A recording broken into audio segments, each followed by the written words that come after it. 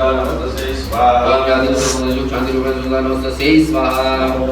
ओम यादेव सर्वदेशो शांति रूपेण सुधा नमस्तस्यै। कि जब भी किसी मंदिर में या किसी घर में पूजन होता है तो उस दिन घर में पोछा और झाड़ू नहीं लगाया जाता है, क्योंकि अगर पूजन हुआ है। और दिक्कत ये है कि हवन की बहुत इतनी आहुति डाली है ना मैंने कि मेरा हाथ दर्द करने लगा है। फ़ोन भी मतलब उससे पकड़ा नहीं जा रहा है बिल्कुल।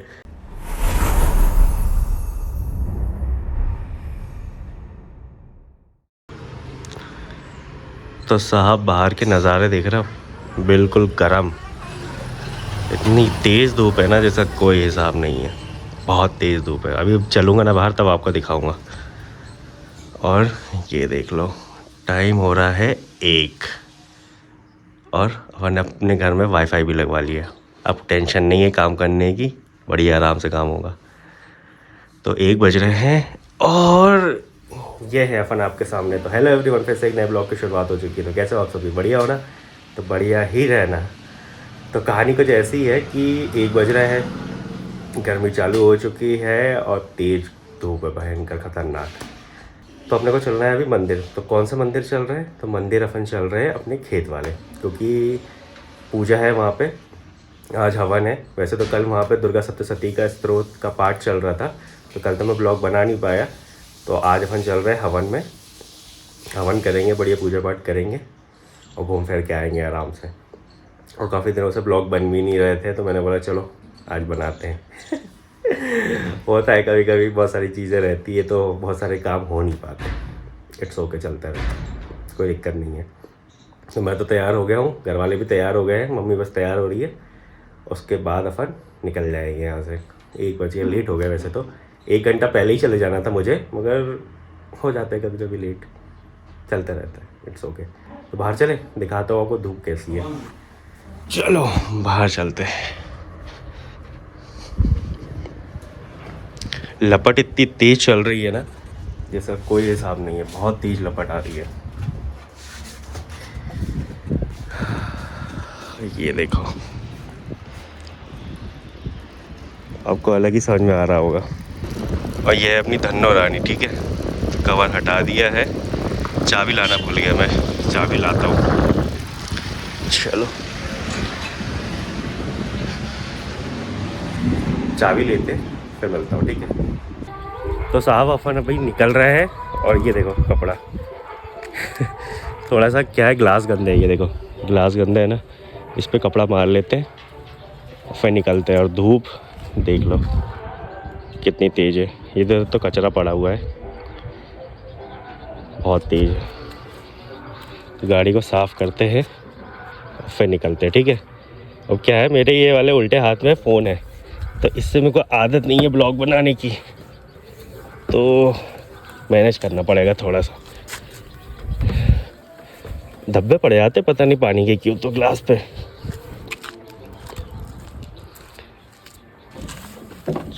फटाफट साफ कर लेते हैं। बड़े पापा का फ़ोन आ चुका है, बोल रहे हैं कि हवन की तैयारी हो गई है, तुम लोग कहाँ हो।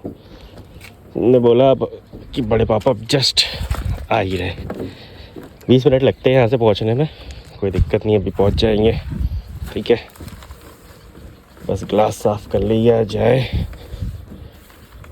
ठीक है।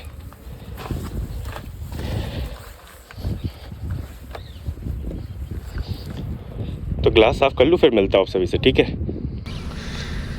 तो साहब बैठ गए अपन गाड़ी के अंदर, ठीक है। स्टार्ट कर ली गाड़ी अपन ने, और पापा मम्मी सब बाहर खड़े हैं, बस अपन निकल रहे हैं, ठीक है। और ये है अपन आपके सामने। तो चलो कोई दिक्कत नहीं है, निकलते हैं। टाइम आपको बताऊँ तो 1:26 हो गया है, पहुंचना पड़ेगा फटाक से, ठीक है। चलो चलते हैं, बढ़ाते हैं गाड़ी को आगे।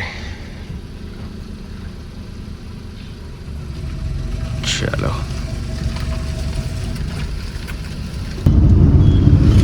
ये देखो साहब, छिंदवाड़ा को मस्त तरीके से सजाया गया है, बहुत ही बढ़िया। रात में तो और मज़ा आता है, बाकी मैं रात में निकलता नहीं हूँ ना, नहीं तो आपको निकलूँगा ना तो वीडियो बना के दिखाऊंगा। बाकी मस्त सजा है छिंदवाड़ा।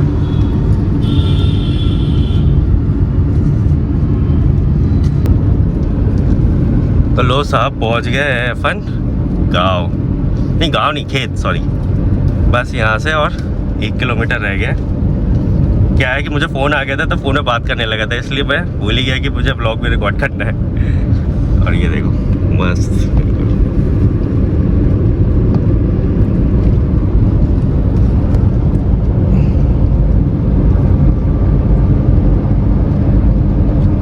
धूप बहुत तेज है। तो चलो पहुँचता हूँ ना मैं, फिर अपन बात करेंगे आराम से, फिर दिखाता हूँ आपको सब चीज़ें कैसे कैसे क्या क्या हो रहा है, पूजा कैसे हो रही है, हवन कैसा हो रहा है, सब चीज़ें है ना। क्योंकि गाड़ी चलाते चलाते ब्लॉग बनाना थोड़ा कठिन होता है।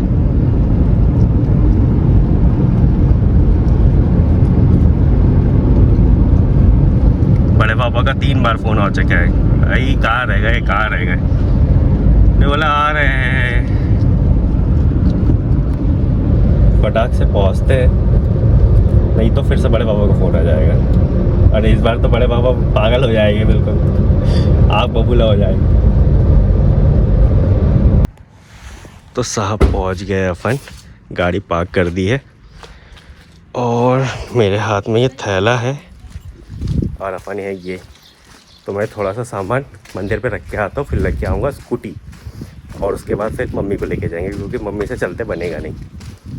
तो ऐसी कुछ कहानी है। तो चलो फटाफट चलते हैं। और मैं थोड़ा सा ये सामान क्यों है, इसमें हवन का सामान है, तो ये हवन का सामान वहाँ दे दूँगा, काम हो जाएगा अपना। देखो पेड़ों में क्या खतरनाक इमली लगी हुई है, दिखाओ आपको पास से, देखो आप, बहुत इमली है। ये दिख रही है इमली। मैं पहले बहुत खाता था इमली, भयंकर, बट ये देखो ये बड़ी है इमली।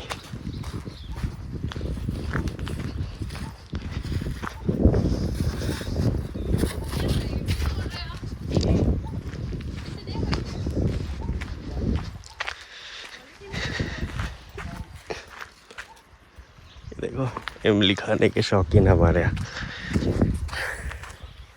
मैं पहले बहुत खाता था इमली, मगर मुझे बाद में पता चला कि इमली में एक तासीर होती है, काफ़ी लोगों को शायद पता ना हो, मगर मैं आपको बता देता हूँ। इमली की एक तासीर ये होती है कि आपने अपने जीवन में कितनी भी दवाई खाई हो किसी भी चीज़ की, तो इमली अगर आपने खा ली है तो वो दवाई का असर पूरा उतार देगी। इतनी खतरनाक चीज़ है इमली, मतलब उसमें गुण ही ऐसा पाया जाता है। आयुर्वेद में भी लिखा है कि इमली खाने से आपने आज तक की जितनी दवाइयाँ खाई होंगी उन सबका जो असर हुआ होगा आपके शरीर पे, वो सारा उतर जाएगा। तो इसलिए काफ़ी लोग इमली नहीं खाते हैं और डॉक्टर भी मना करते हैं कि इमली नहीं खाना चाहिए। जो लोग दवाइयाँ खाते हैं उनको, जो लोग नहीं खाते उनके लिए ठीक है, कोई दिक्कत नहीं, वो इमली खा सकता है, कोई टेंशन की बात नहीं है।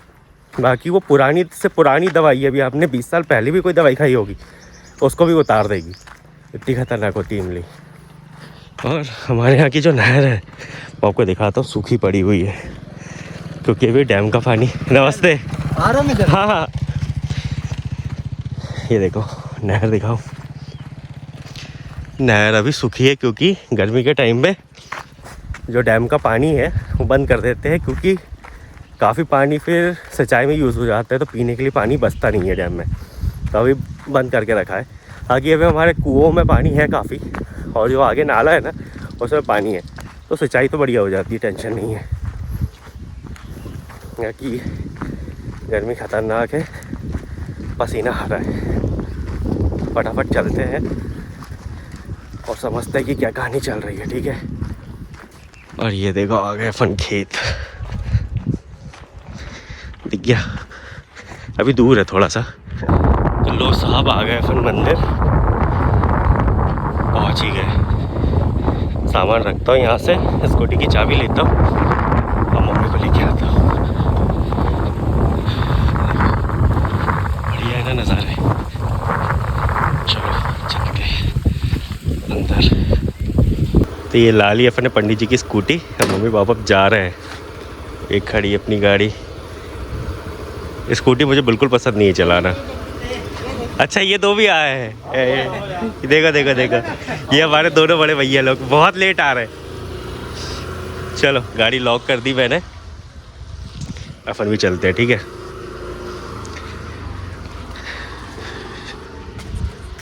ऐसी कहानी है। सब लीड लेती है हमारे, सब सिर्फ हमारे बड़े पापा टाइम के थोड़े से पंचुअल है। यार एक बार और गाड़ी चेक कर लूँ क्या? और गाड़ी चेक कर लेते, लॉक है कि नहीं पता चले खुली रह गई तो पापा मुझे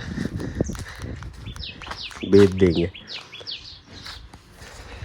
हमारे बड़े पापा को और पापा को अपने सामानों से बहुत प्यार है। वैसे तो मुझे भी है मगर उनसे थोड़ा कम है, तो इसलिए देख परख के काम करने पड़ते हैं सारे। और इमली तो आप देख ही रहे हो, इमली भर भी रहे हैं तोड़ भी रहे हैं। सारी सी खटाई वगैरह जो बोलते हैं ना वो बनाएंगे, कुछ भी बना सकते हैं, पता नहीं। कि देखो क्या क्या होता है, समझते हैं।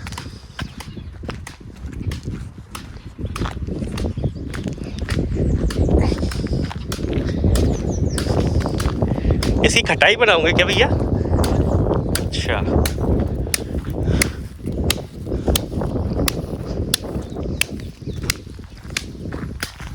ऐसा काम है। मज़ा आता है वैसे तो इधर। अगर गर्मियों के टाइम में थोड़ी सी दिक्कत रहती, लाइन चली जाए ना अगर खेत साइड में या गांव साइड में तो फिर बड़ा बेकार लगता है, मज़ा नहीं आता फिर।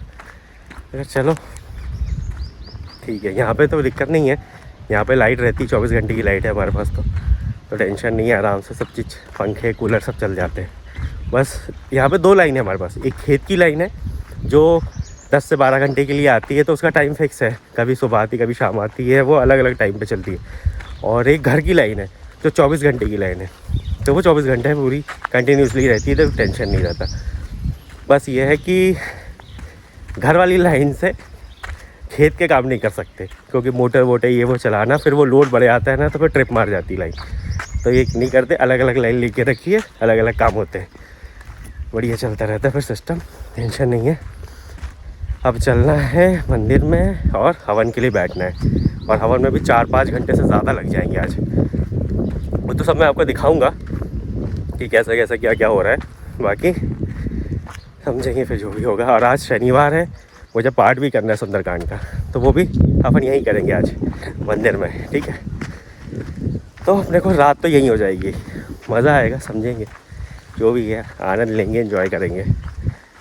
वैसे तो अब मुझे फटाफट चलना चाहिए क्योंकि लेट काफ़ी हो गया है, ठीक है। तो हवन की तैयारी होने लगी है, देखो लकड़ियाँ आ गई, कंडे आ गए, पंडित जी बैठ गए। 3 पंडित जी हमारे पास, एक ये एक वो, एक पाठ चल रहा है, तैयारी चल रही है।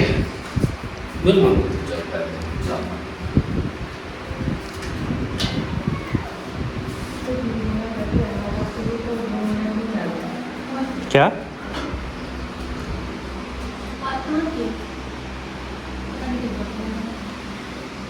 तो ये है पूजा, और ये माता जी है। हाँ, और कोई आ रहा है? अभी तो कोई नहीं, पंडित जी अपन ही है। नहीं, बस करिए ना स्टार्ट। हाँ हाँ, कोई पार्ट भी चल रहा है।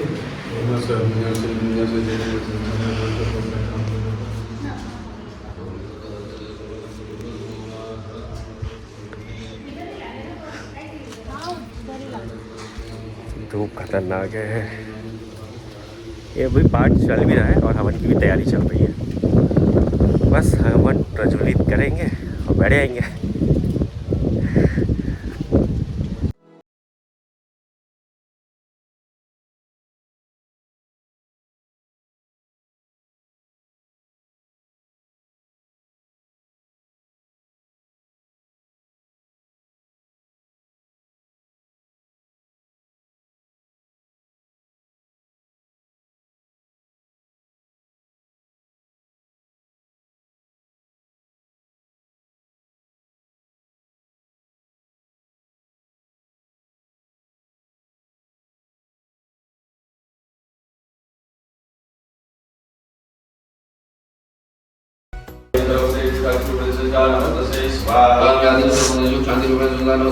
स्वाहा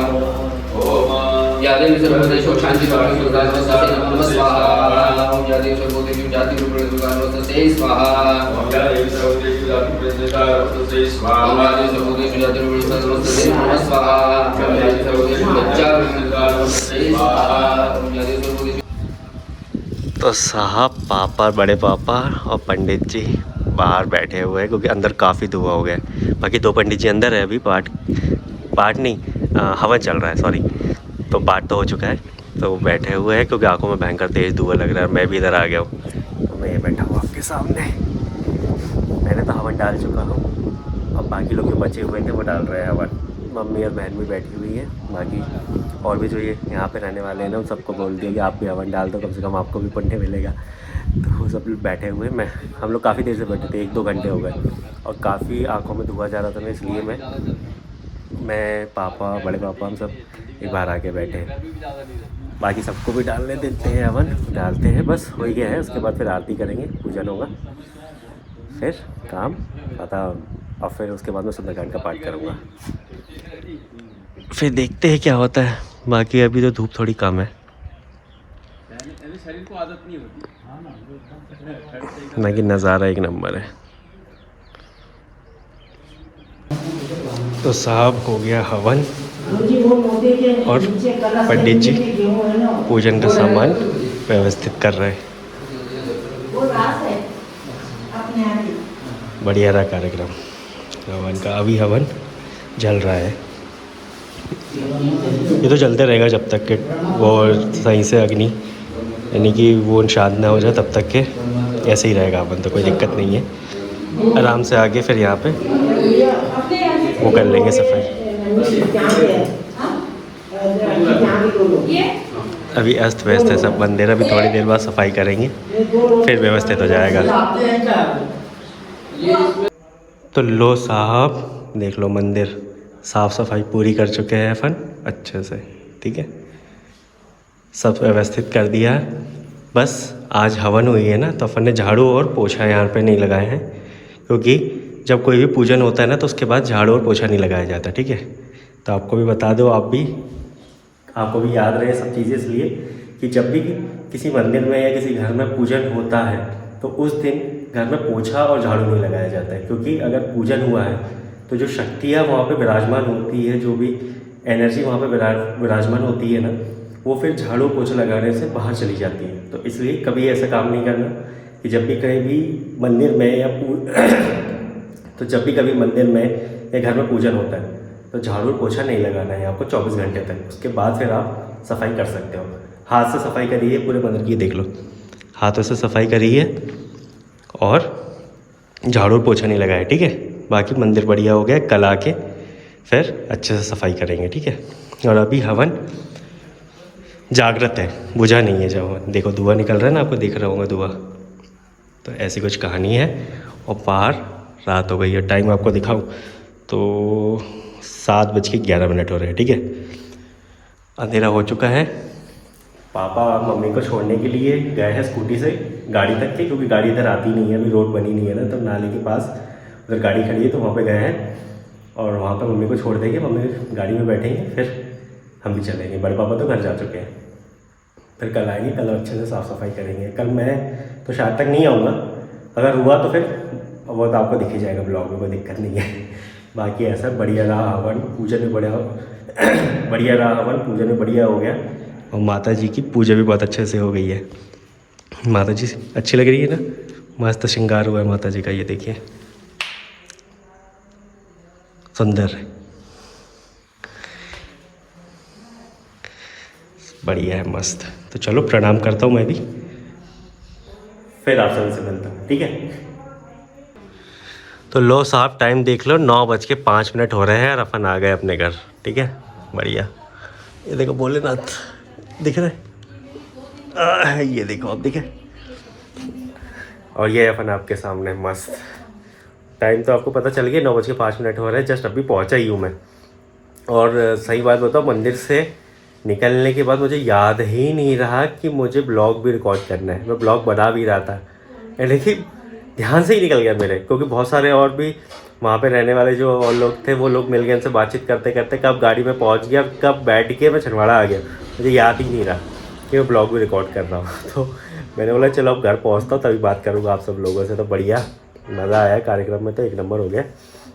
बस वही है कि अभी जस्ट घर पहुंचा, अब चाय वाय पीऊँगा फिर आराम करेंगे। बाकी आज की तिथि बढ़िया से काम हो गया अपना। तो थोड़ा सा ज़रा पर्दा लगा देते इधर और फिर बातचीत करते हैं। ऐसी कुछ कहानी चल रही है साहब की, थक गए काफ़ी।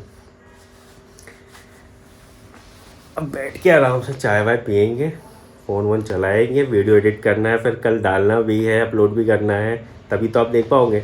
ये तो पता चले कि मैं जब तक अपलोड करूँगा तब तक ये नवरात्रि ही बीत जाए। तभी नवरात्रि चल रही है, आप सबको पता ही है। छिंदवाड़ा शहर तो मस्त सजा हुआ है, एक नंबर। बाकी मेरा नाइट में निकलना हो ही नहीं पा रहा है कि निकलूँ और वीडियो बनाऊँ। देखता हूँ, वक्त निकालता हूँ, फिर वीडियो बनाऊँगा बढ़िया, फिर आपको दिखाऊँगा कैसा सजा है छिंदवाड़ा। बाकी आज बढ़िया था, सारे काम हो गए, मज़ा आया। हवन वैसे भी करना ही रहता है, अष्टमी और सप्तमी तिथि में हवन करते ही है सब लोग अपने घर में। तो आज मंदिर में हो गया हवन, तो कोई टेंशन नहीं है, सारे काम हो गए, मज़ा आया। और दिक्कत ये है कि हवन की बहुत इतनी आहुति डाली है ना मैंने कि मेरा हाथ दर्द करने लगा है। फ़ोन भी मतलब उससे पकड़ा नहीं जा रहा है बिल्कुल, क्योंकि आदत नहीं है इतनी कि हवन वो करने की। हाँ, अपन 2-3 आहुतियाँ, 5 आहुतियाँ, 10 आहुतियाँ डालते हैं, उसके बाद हो जाते हैं। मगर 700 आहुतियाँ डाली, तो 700 आहुतियों के लिए कितना टाइम लगा होगा, और हाथ के क्या हाल हुए होंगे। मगर ठीक है, पुण्य का काम है, सब कुछ बढ़िया है, बट हाथ जवाब देगा मेरे। तो अभी फ़ोन भी पकड़ा नहीं जा रहा है। ठीक है, चलता है, कोई दिक्कत नहीं है। तो बस यही था ब्लॉग में अपने। तो यहाँ तक आपने वीडियो देखा था, वीडियो में आपको क्या अच्छा लगा, क्या बुरा लगा, कोई सजेशन हो तो आप मुझे ज़रूर बताइएगा। तो मिलते हैं फिर ऐसे किसी बड़े से वीडियो में। Till then, bye bye.